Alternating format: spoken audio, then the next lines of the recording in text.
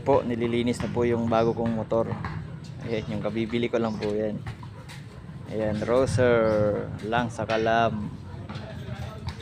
Ayan o. Ay, ayos mo yung pagkakalinis niyan.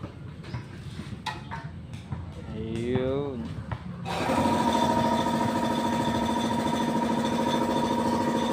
Nalinis din po sa wakas. Na-stack po kasi yan eh. Papalit lang din po sa likuran. Ayun o. Pagputuin mo yung linis niya na. Ayun. Huwag kang mag-alala, di ka mawawala, di ka rin magkakaroon. Ayan, bago po yung galing niya.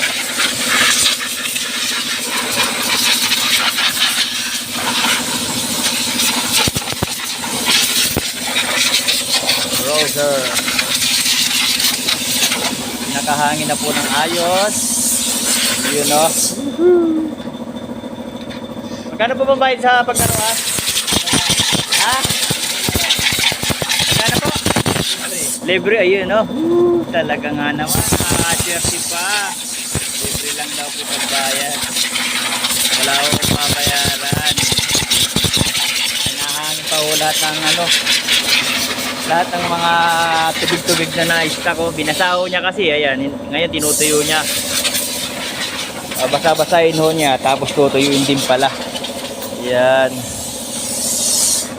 Ano po? Okay na po ba? Okay na po.